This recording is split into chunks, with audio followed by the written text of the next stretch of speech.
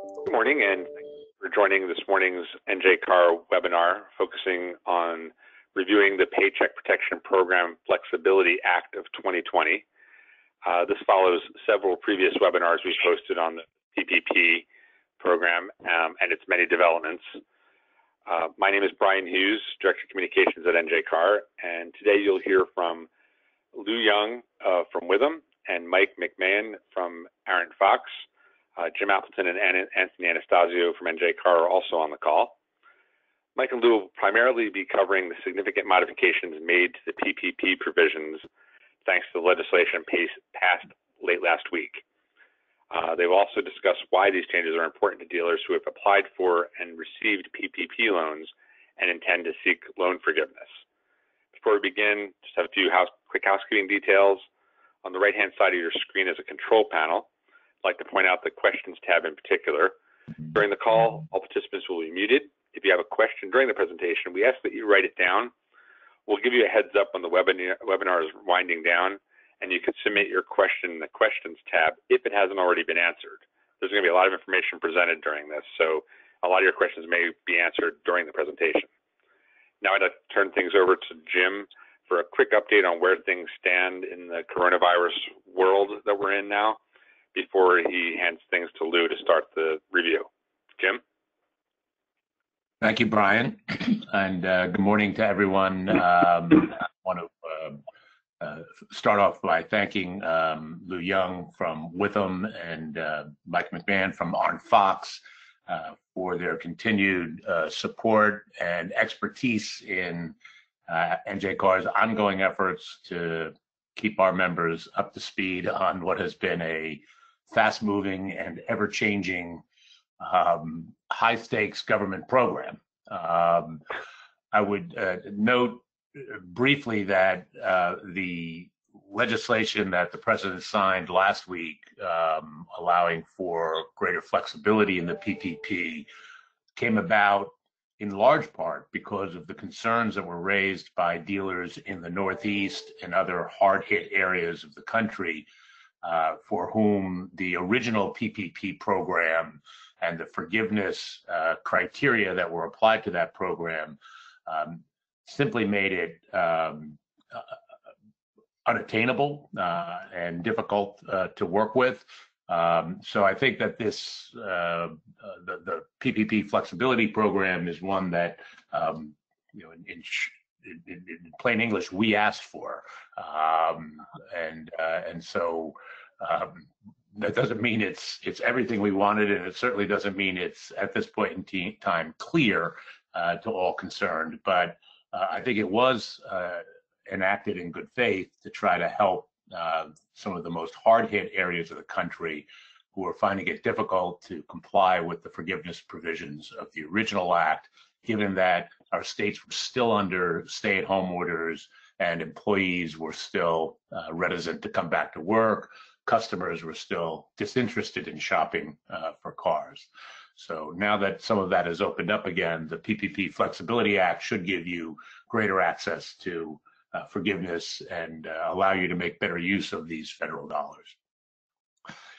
Turning my attention for a moment back to New Jersey, I just wanted to clarify that yesterday at his COVID-19 briefing, excuse me, the governor announced that he was going to be making a number of significant changes. He rescinded the original stay-at-home order, but that doesn't mean the requirement for social distancing or wearing of face masks has been eliminated.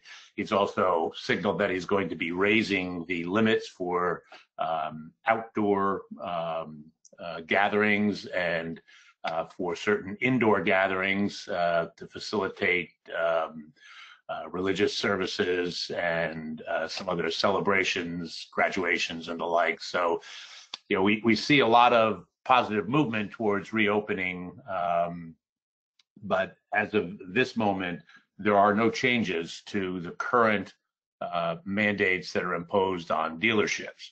On June 15, which is just a few days away on Monday, Non-essential retail will be permitted to operate more or less unfettered, although they will be required, of course, to maintain social distance and wear face masks.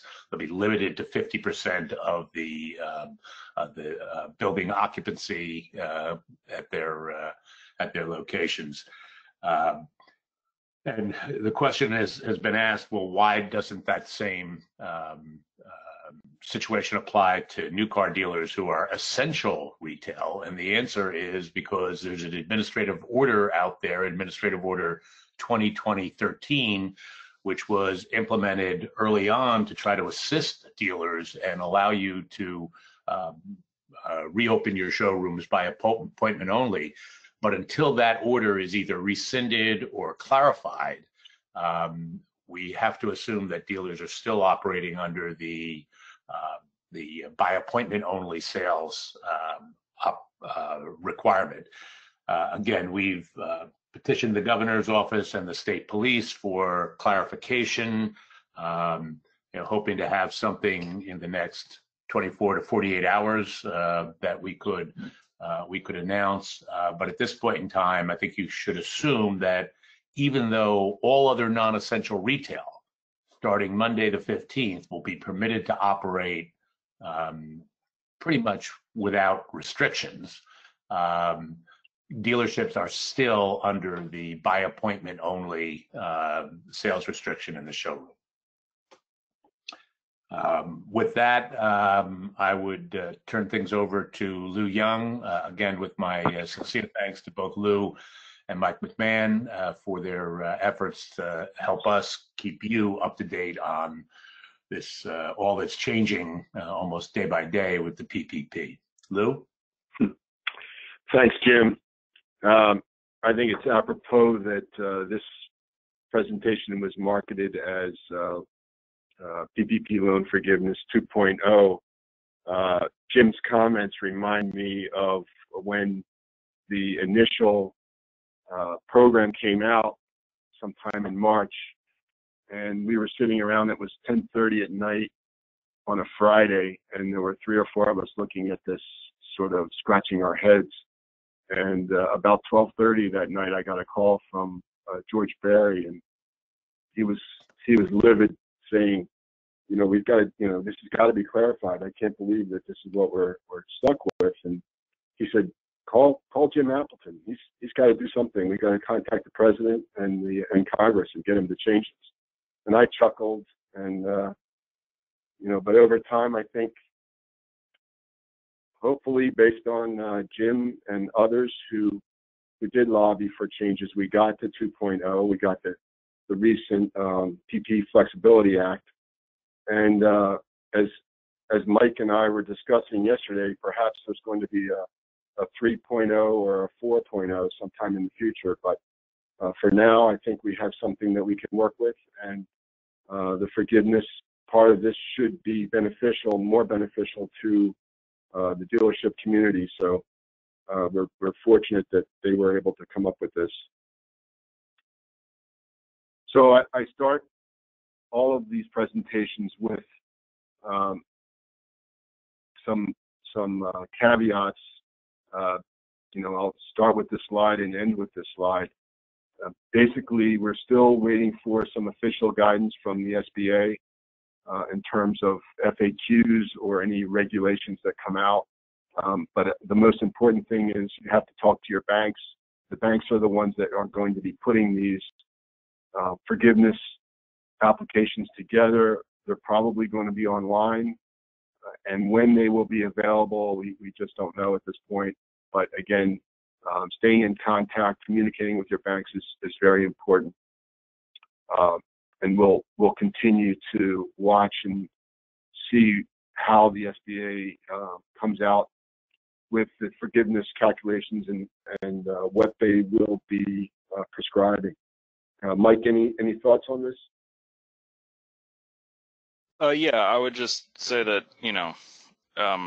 this is always an evolving process. And as we saw with the first round of the PPP, there were a lot of assumptions made based on the text of the bill, and then the banks came out with their own regulations, and then the SBA came out with its FAQs. It still hasn't actually produced actual regulations, but it's produced some guidance that always changes and morphs. And I think in response to some of that guidance, there have been some changes in this statute. So it's an ongoing process as it goes.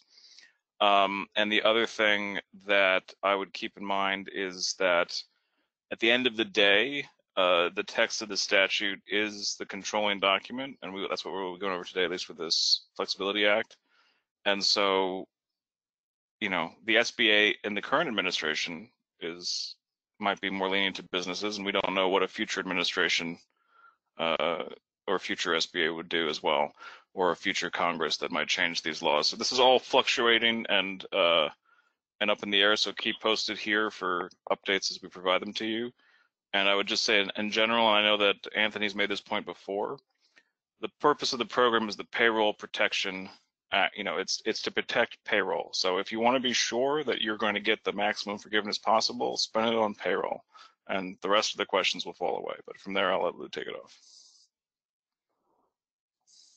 Okay, well, let's get into the Flexibility Act and the amendments to the program. I guess the first one that we looked at, the minimum maturity for the loan has been extended to 5 years with a maximum of 10 years. Now, this applies to PPP loans originated on or after the effective date of the PPP Flexibility Act, which is, I believe, June 5th. So currently, everyone who has a PPP loan should have some terms in an agreement with the bank that they've signed. In order to extend the maturity of their current loan, which is probably 2 years, they would have to agree with their lenders to a longer, the lenders would have to agree with them to a longer maturity date. So again, more reason to communicate with your bank to find out if they are willing to extend the maturity to 5 years. The redefined covered period, this is the first defined covered period, has been extended from February 15 to June 30th, has been extended to December 31st, 2020. So we are now at the point where the period of the loan proceeds ends December 31st. Now, any businesses that have not received a PPP loan, the Flexibility Act does not extend the June 30 outside authorization date for funding and federal guarantee of PPP loans. So if you have not received or not gotten a PPP loan at this point, you must have your applications submitted and approved before June 30. So that is important. So if you have not gotten your PPP loan, you do have to get it in before June 30. Now, there is a similar covered period for the forgiveness calculation. They use the term twice, covered period, and this is the forgiveness period of 8 weeks originally. That has been extended to 24 weeks. So 24 weeks from the origination date of the PPP loan is how long you have to calculate the amount of forgiveness that you can apply for. So it's the earlier of 24 weeks or December 31st. And again, as Jim pointed out, this change allows the borrowers to more gradually reopen over time. It would have been, again, as a commentary, it would have been nice to have this from the beginning, but I think we can all work with the 24 weeks. The 24 weeks seems to be a very workable period of time. We have been getting a lot of questions, and Mike, jump in here as well. We have been getting a lot of questions on whether there is a period between 8 and 24 weeks that you can use for your forgiveness calculation, whether it's 12 or 16. Is there a shorter period of time that you can apply for? And as we read the statute, it looks like it's either 8 weeks or 24. There's no middle ground at this point. And again, that's not to say that the SBA or someone will come out with changes to the program, but at this point it looks pretty much binary, one or the other. Any comments, Mike? Yeah, I think the binary is more about the snapshot date, which is to say when they will calculate the FTE reduction and the salary reduction, when they will calculate if you are paying people or have as many people as you're supposed to have as you did at the beginning. And that's why it's one or the other. So, you know, if you decided based on the original information to spend that money to gear up to basically pay people as if you were in full operation, even though you weren't, and now they've extended it on you, you can be like, hey, I decided to do this, you know, a different way. I had different information, and I've already spent all the money, and I have full staff right now, even though I don't need it. You can use the pre-existing 8-week period to count as your snapshot date to apply for forgiveness and get that counted. Otherwise, it's really just about, are you at full staff at the end of the year? Are you at full pay at the end of the year? And you can spend the money. I think you can, it's basically just trying to get up to the expenses of the spending. That doesn't have to be spread out over 24 weeks. You can spend the money as quickly as you want. It's just they're not going to do the calculation until the end of the year. And it's at that snapshot date at the end where they're going to check to see your full-time equivalent count and check to see your salary ratios. And again, I think it's imperative to find out from the bank when they will be starting to take the applications for forgiveness. You may not have that option until later in the year, even if you do choose the 8-week period. And the other thing to keep in mind is, over a 24-week period, your payroll will certainly be obviously much greater than it would be over an 8-week period. And as long as you don't reduce your staff by too much, it will probably greatly exceed your loan proceeds. So you probably will not have a problem hitting your forgiveness a little bit easier with the 24 weeks. So again, I think 24 weeks is probably the way to go for most businesses.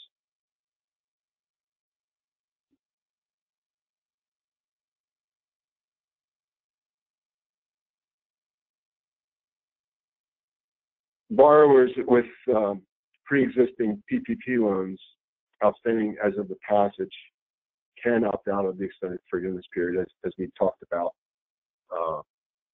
You can elect for the 8-week covered period. Again, this flexibility was added to ensure that borrowers are not prejudiced by the longer forgiveness period if they maintain FTEs and salary wage levels and spent the proceeds of the original 8 weeks. So again, to Mike's point, if you can meet these qualifications, you certainly are welcome to use the original 8-week period. And again, they have extended the quote-unquote safe harbor provision to December 31st, when the borrower must eliminate any reductions in either full-time equivalent employees or salaries in excess, salary reductions in excess of 25%. So this allows borrowers an opportunity to reopen their business after the Corona public health restrictions have been loosened. So hopefully, as we get past this June period and things reopen back to normal, businesses are hiring back their employees, getting to the levels they were before. Again, as Mike pointed out, by December 31st, they should be back to close to full employment, so to speak, and would not have the FTE reductions against their forgiveness calculation. Anything else, Mike? I think that's it on this point.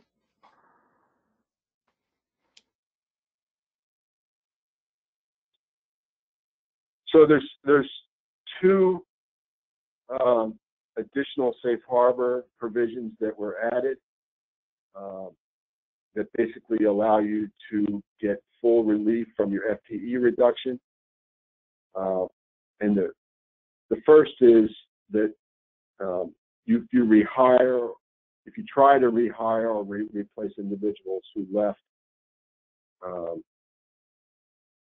during the period during the Corona restrictions, and you could not rehire them back, the FTE count would not be held against you. So basically, you're unable to rehire back the employees, or you're unable to rehire anybody else to take their place. The second provision is that if your business activity does not return to where it was on February 15th or before, due to compliance with CDC, OSHA, or Health and Human Services requirements provided during the March 1st to December 31st period, then you would be eligible for relief from the FTE reduction. So again, business activity does not return to where it was in February because of the restrictions placed on the business by the federal requirements due to customer or worker safety. You would not have the FTE reduction that is stipulated in the law. Again, I'm personally not placing a lot of faith in using that requirement, using the business activity requirement to get out of the FTE reduction, but it is in the law and it is available if you have been affected by the restrictions that are put in place. Mike, do you have anything more eloquent? Yeah, I want to break both of these down just a little bit. The first one about the rehiring and replacing, it's both. I want to make sure it's clear that it's both. If you want to document that you can't get back to your employee levels because you can't get people, it has to not just be that you can't hire back your old people. Let's say they found a different job, they moved away, whatever they want. It's that you also can't replace them. You have to show both to get out of it. You have to show that you can't hire back the people that you had on your payroll as of February 15, 2020, and that there's no similarly qualified employee to fill that position by the end of the year.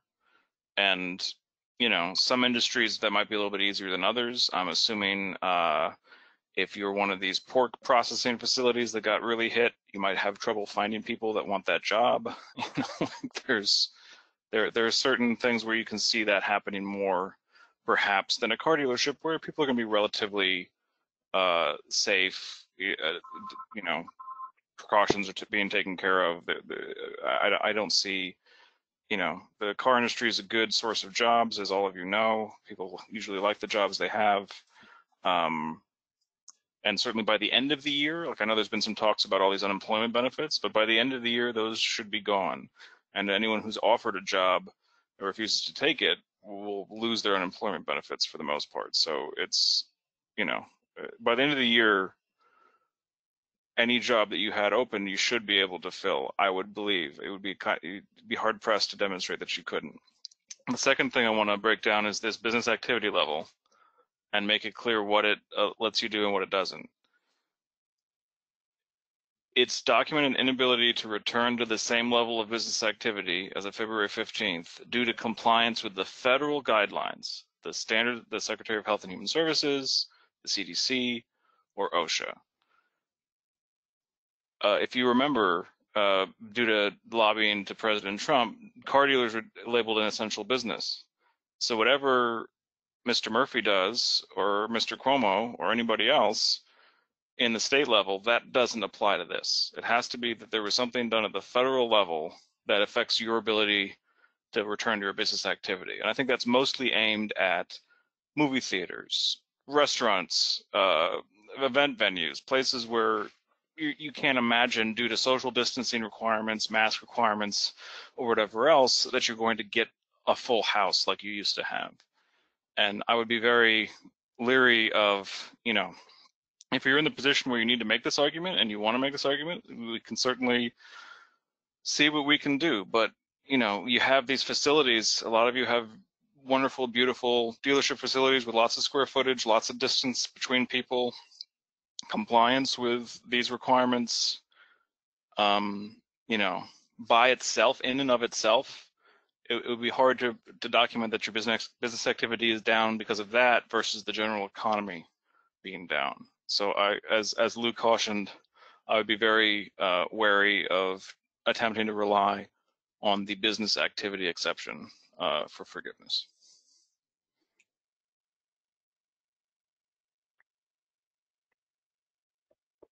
Another key point in the Flexibility Act has been a reduction from 75% to 60% for forgivable expenses that are allocated to payroll costs. This also seems to be generating a lot of questions. But again, there was an initial, the initial reading of the act was that you had to have at least 60% of your forgivable expenses, or actually 60% of the loan proceeds had to be for payroll costs, or you would not receive your loan. You would not receive your loan forgiveness. I think there's been some backing up from that in the last couple of days. There was a joint statement made by the treasurer and SBA administrator, basically saying that this was not the case. It was not a quote unquote cliff, that you could have less than 60%, and that it would be at least 60%. Anything below would be a proportional reduction in your forgiveness, but you could still apply for your forgiveness calculation. So again, 60% of the loan proceeds have to be for payroll costs, 40% for non-payroll costs. As you get to a 24-week period, obviously those payroll costs will probably exceed your loan proceeds, and your total forgiveness amount will be well in excess of your loan proceeds. And again, based on the current loan forgiveness application that was recently released by the SBA, you would be, your loan forgiveness would be reduced to the amount of those loan proceeds, the lesser of the two. So it would be the lesser of your original forgiveness calculation and the actual loan proceeds themselves. And I'll just say that whatever I have the joint statement from the Treasury Secretary and the SBA Administrator offering partial loan forgiveness, But as a lawyer reading the text of the statute, I don't think they're authorized to do that. I don't think the statute reads that way, and that wasn't the bargain that was struck. It reads that it's a hard and fast 60%, but as Lou says, that's probably more of a theoretical discussion at this point, because it's really hard to imagine, given that all of your loans are based on payroll costs from an 8-week period, that you couldn't spend that easily on payroll over 24 weeks. And even with a reduced FTE count, at least, I would still imagine that it would be more than possible to spend or to document monies being spent in excess of your loan proceeds on payroll costs over a 24-week period. So this is more of a technical question for us lawyers and accountants that analyze and pick at this for weeks and weeks, but I think as a practical matter, I would be surprised if there's anybody that is unable to spend 60% of their loan proceeds on payroll costs over this much longer period.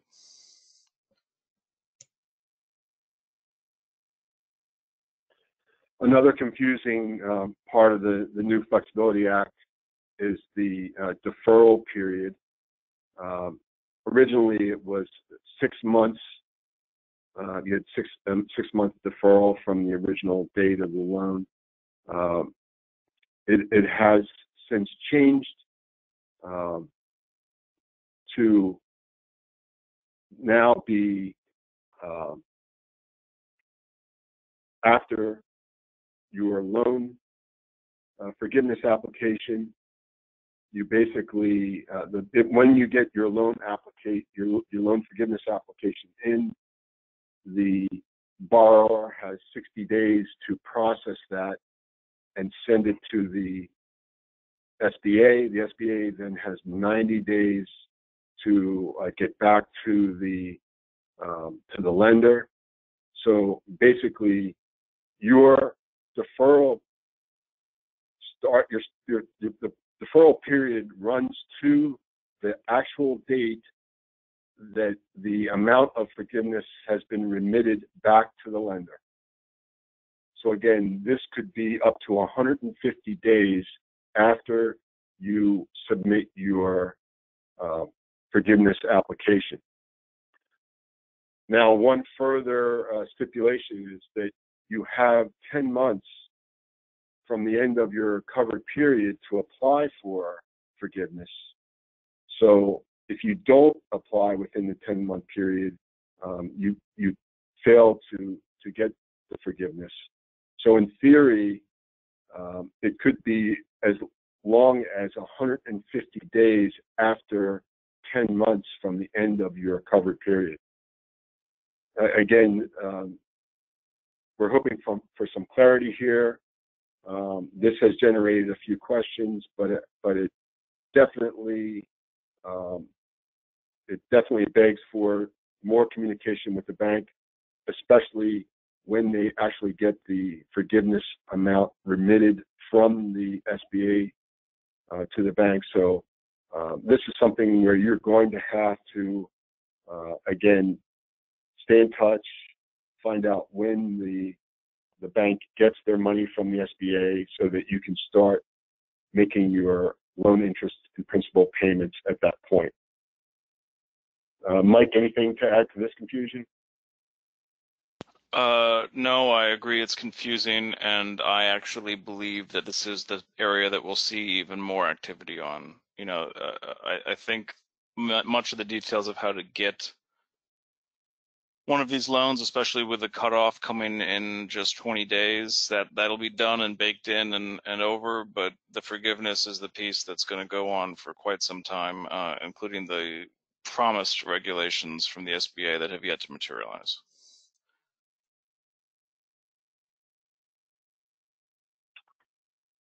One more point here. I don't think we have too many more slides on the Flexibility Act, but the Act does delete the provision of the CARES Act that disallowed employers who obtained forgiveness of the PPP loan from deferring the employer portion of Social Security taxes. So basically, recipients of the PPP loan will be able to defer these taxes, these payroll taxes, in the same manner as any other business that did not receive the PPP loan. So again, there is some nuances here, but generally you are able to defer your FICA portion, employer portion of FICA, under the stipulations of the CARES Act.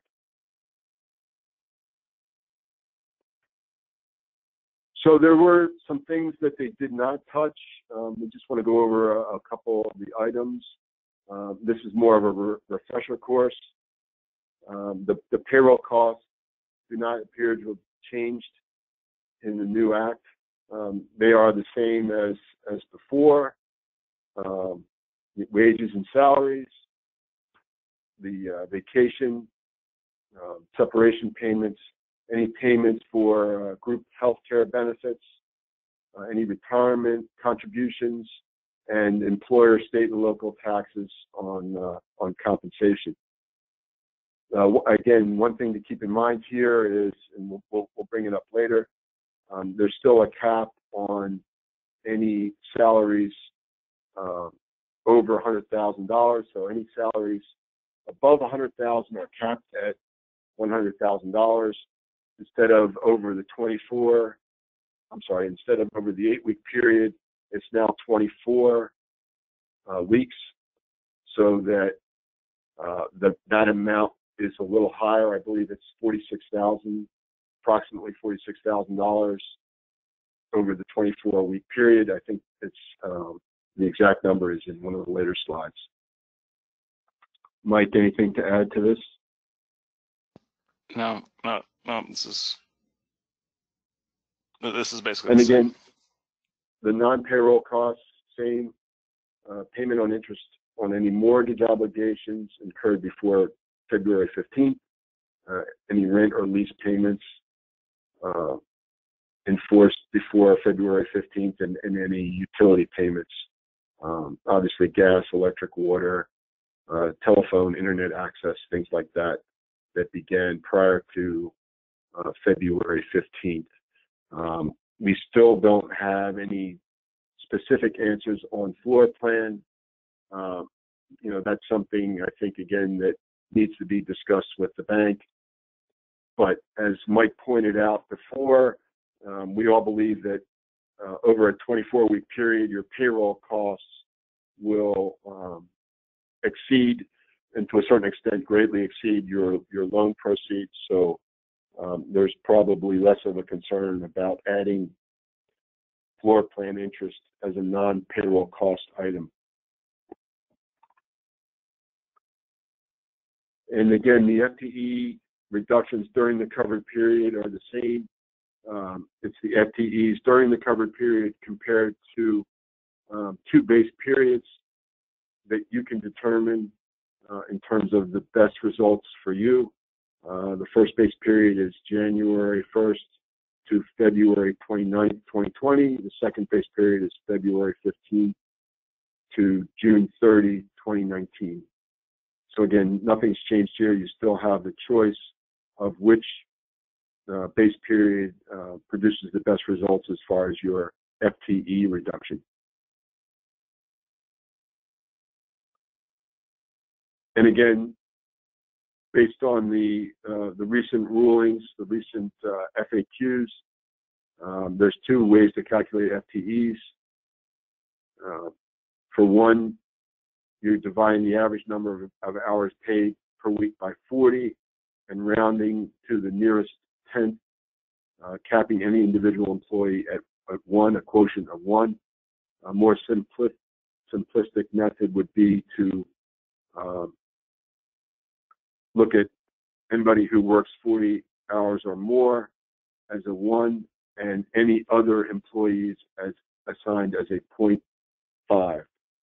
So you have people working 40 hours that would be equal to a 1, and everybody working below 40 hours would be a 0.5. Again, this is probably not the method to use for most cases, but it may apply where you have greatly reduced hours for a portion of your employees. And again, the salary reduction adjustment has not changed to the extent you're reducing anybody's salary by more than 25%.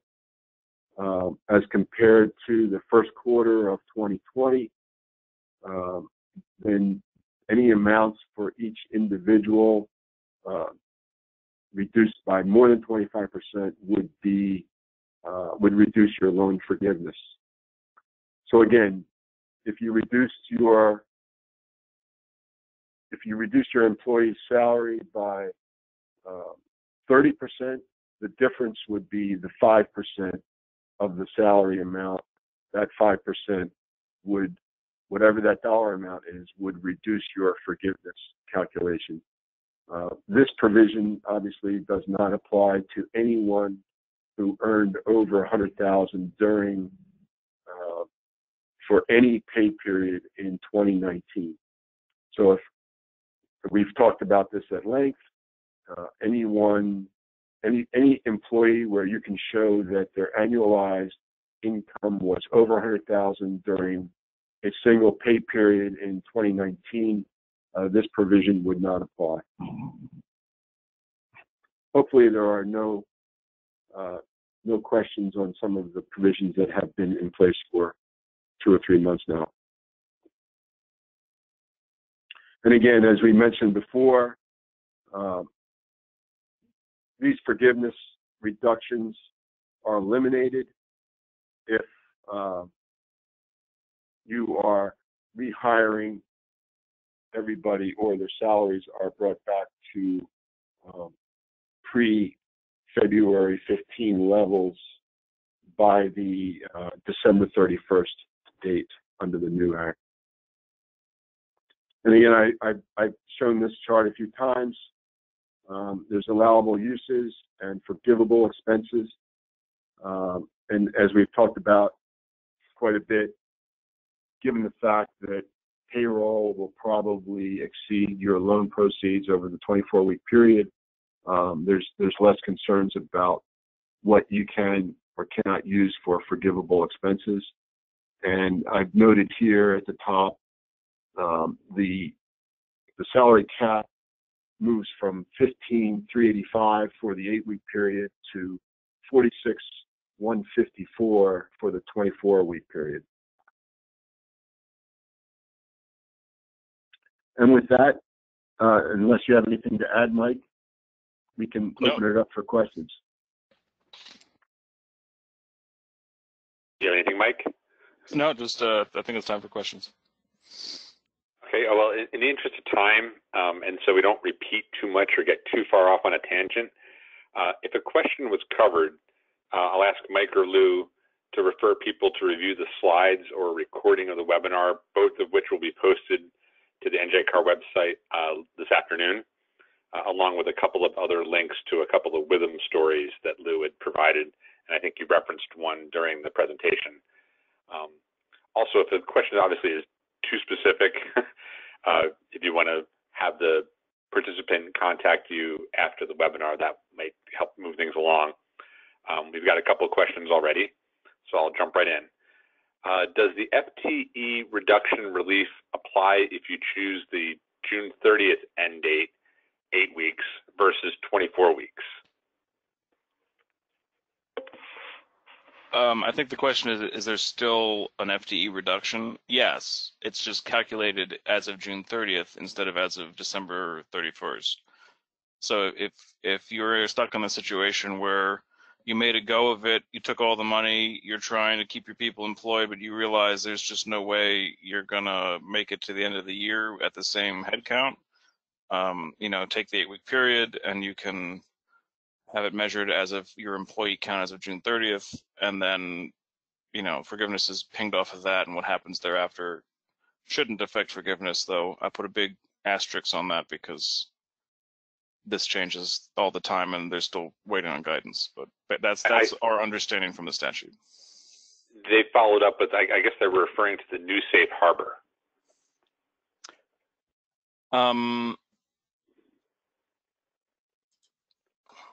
That is a good question.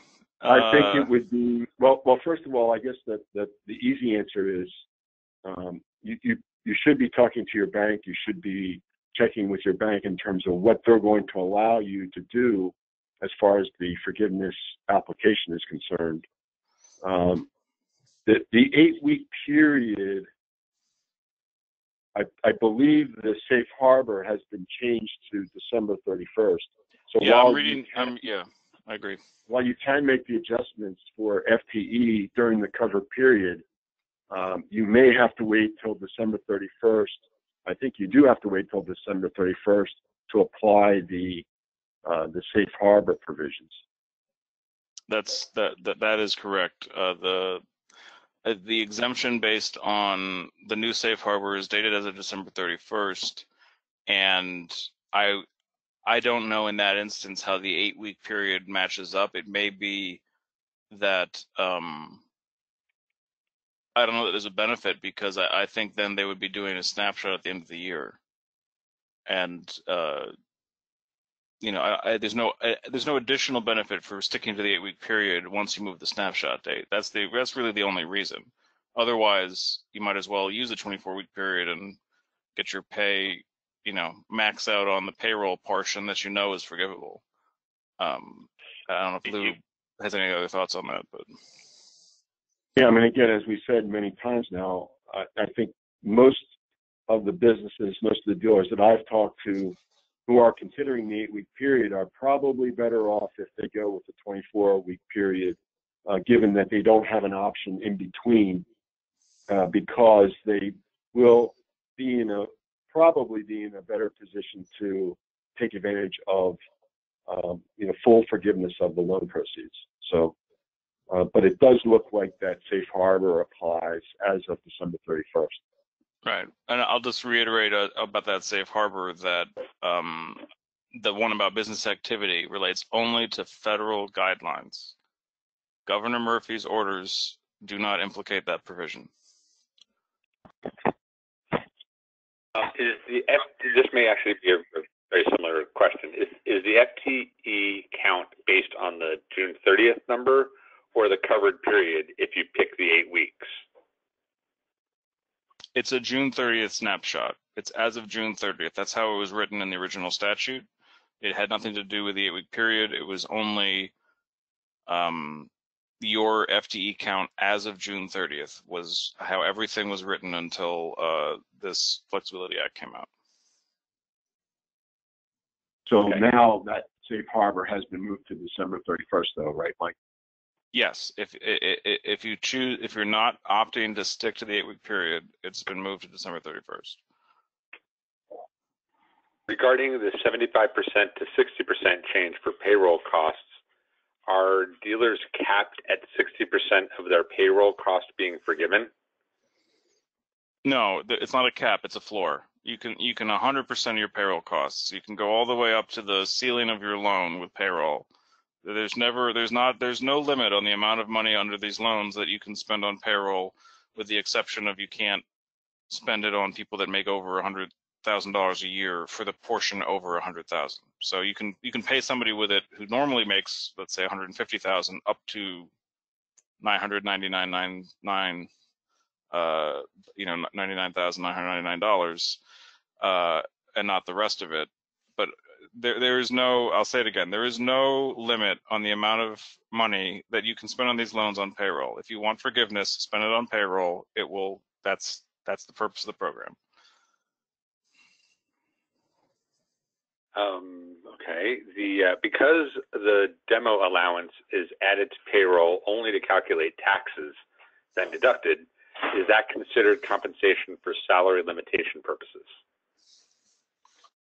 And we've had this question before. I mean, I think it's part of your salary. It's part of gross salary, so it would be included. Yes. Will there be new forms to be filled out for the forgiveness? Most certainly. That's a great question. Great question. And we certainly anticipate new forms, maybe several sets over the next 6 months. There will absolutely be new forms. And again, even when the form came out from the SBA, we'll remind you that your individual lender might require different forms or different documentation. What if a business is sold before December 31st? What dates do they use?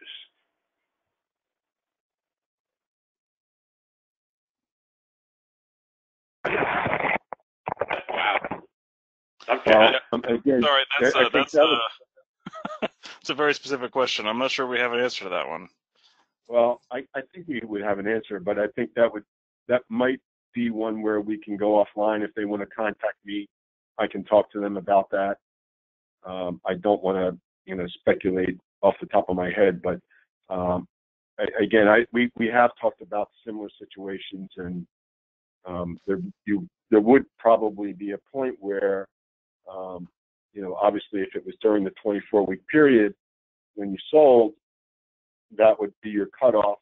You might still have to use a 24-week period in terms of your application, but again, something that would need to be discussed with the bank.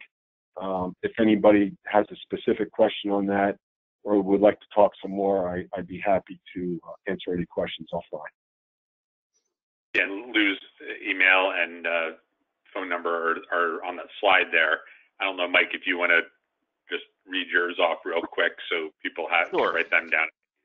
Yeah, my email address is my first name and my last name, which you should be seeing on your webinar now as I talk. It's Michael, M-I-C-H-A-E-L, .McMahan, M-C-M-A-H-A-N, at arentfox.com, which is A-R-E-N-T-F-O-X. Okay, we got a couple more questions here. As long as an employee does not exceed the maximum earnings during the covered period, does the amount of any specific check during that time matter? In other words, for an 8-week period, can a single check exceed $1,923? Well, again, for the 8-week period, the total that we're looking at is not exceeding $15,385. So we're not looking at an individual period.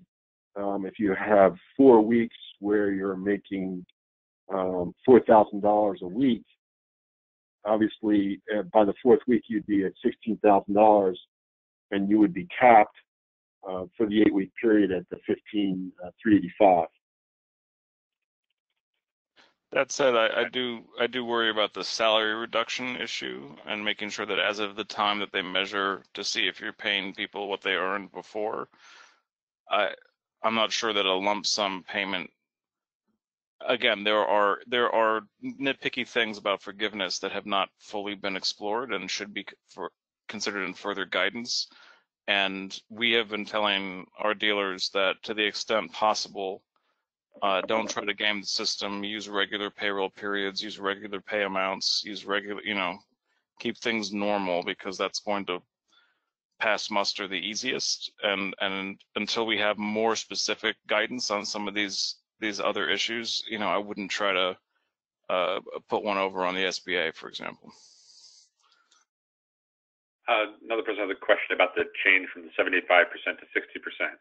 Just to make sure, if we had 50 employees on the PPP loan, can we hire back 30 to 32 employees and be okay?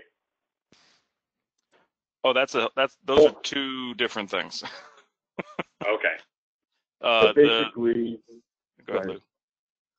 I was just going to say, again, whatever your payroll is at 32 or 35 employees, will that take you over your loan proceeds over a 24-week period? If it does, then the question is, once you apply the FTE restrictions or the salary reduction adjustment, where does that bring you back to? Does it bring you back to an amount that is less than your loan proceeds? So you have to do a little bit of homework here. You have to see what levels you would be at and how the FTEs would impact your calculation to see if that takes you below your loan proceeds. But again, at this point, that's all we have to go by on the previous forgiveness application. And I just want to be clear, because it sounds like implicit in the question was an idea that there was a 60% hiring safe harbor. That's not the case. You will get a 1-for-1 reduction for every person below your maximum head count that you have less as of December 31st, 2020. There will be a reduction in your forgiveness for having 32 people when you had 50 before. It'll be reduced to 60% will be your maximum forgiveness. That's separate from the requirement that the proceeds themselves, 60% of the dollar amount of the proceeds have to be spent on payroll. And as we've been saying, over a 24-week period, we're finding it hard to imagine a situation where 100% of the proceeds haven't been spent on payroll by the end of 24 weeks. And again, I like to look at the loan forgiveness application on page 3. There's 11 lines that you can go through if you want to estimate what your loan forgiveness will be. You can take some examples and go through line by line, and you can calculate exactly where you'll end up given the 24-week period instead of the 8-week period. I've been doing that with several dealers, and that's a quick and easy way to figure out where you'll be at the end of the 24-week period. Next question is kind of interesting. Can you use your FTE count as of June 30th if your FTE is back to 100%, but use the 24 weeks to track the compensation? No. You got to pick one or the other. That's just a no. That's just a straight, I know that. I know the answer to that one, that's no. If you have to, if you want any chance of had that June 30th date applying, you have to stick to the 8-week period. Okay. What dates are we to use for expenses like rent, phone, etc.? It's the covered period, again, right, Lou? Yeah, the covered period. I mean, what we've been talking about for 8 weeks, if your 8-week period ran from the middle of April to the middle of June, we're looking at your, whatever your rent payment or utility payments were for the months of May and the months of June. Assuming that they're relatively consistent, I think the SBA provided for some leeway in terms of estimating what your utility or your rent payments are.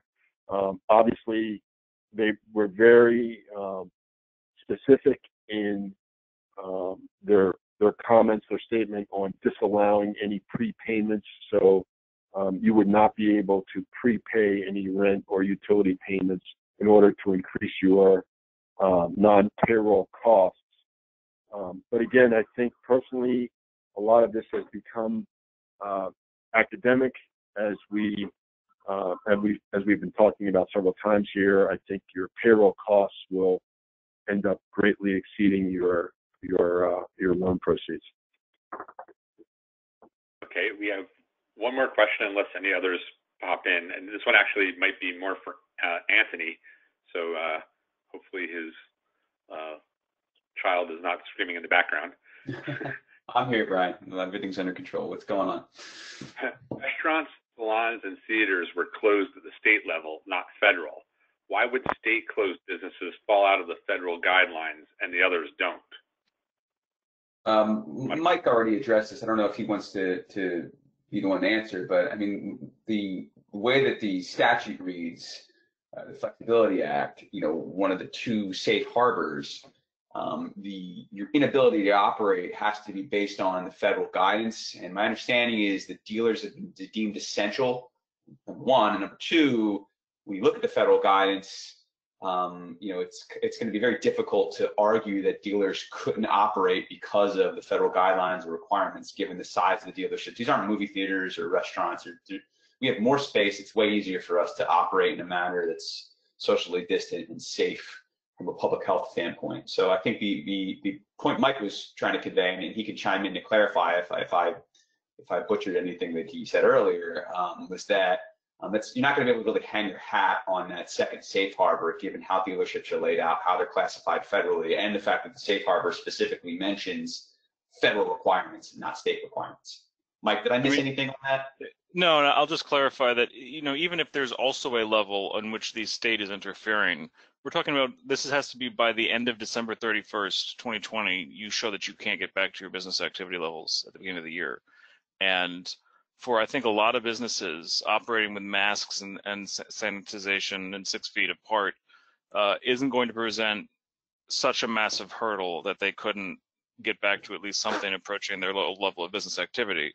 Right. But if you're a restaurant where people need to have their masks uncovered and their faces open to eat, the tables are crammed together. Imagine some of the small restaurants, in New York City, for example.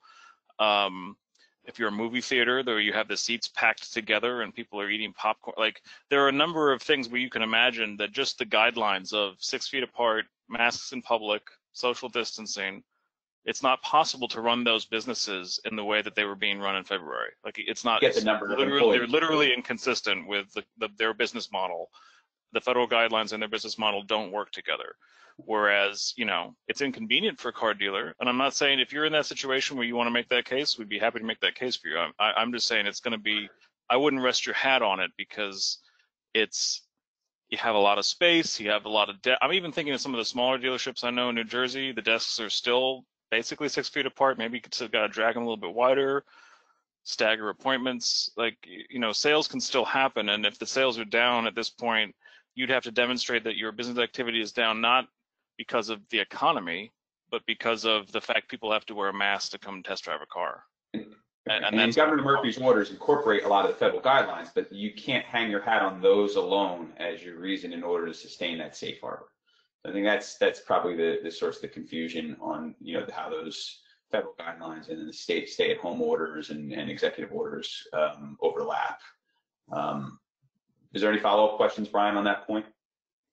No, I mean that actually is all the questions. I mean, do Mike, Lou, you, or if Jim's still with us, do any of you have anything else you want to add?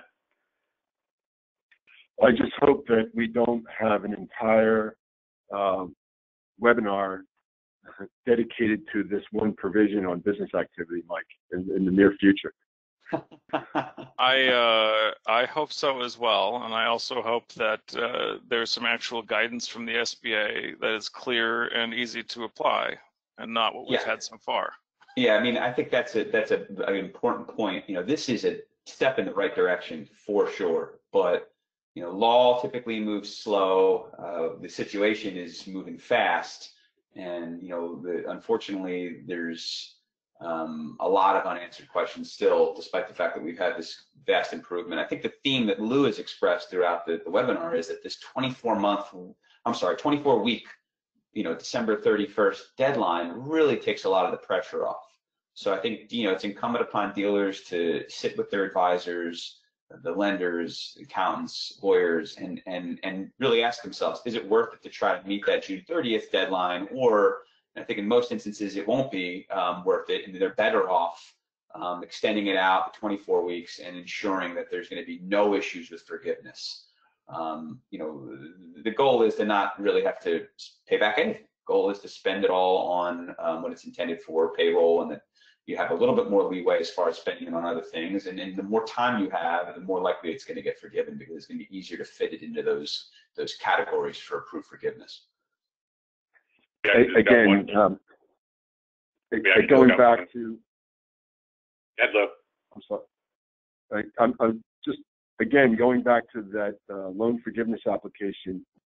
I've been talking to a lot of dealers, running them through page 3, the 11-line calculation. That might be an easy way for you to estimate where you would be and how you would get to your potential forgiveness amounts, and give you a understanding of what the 24-week period means.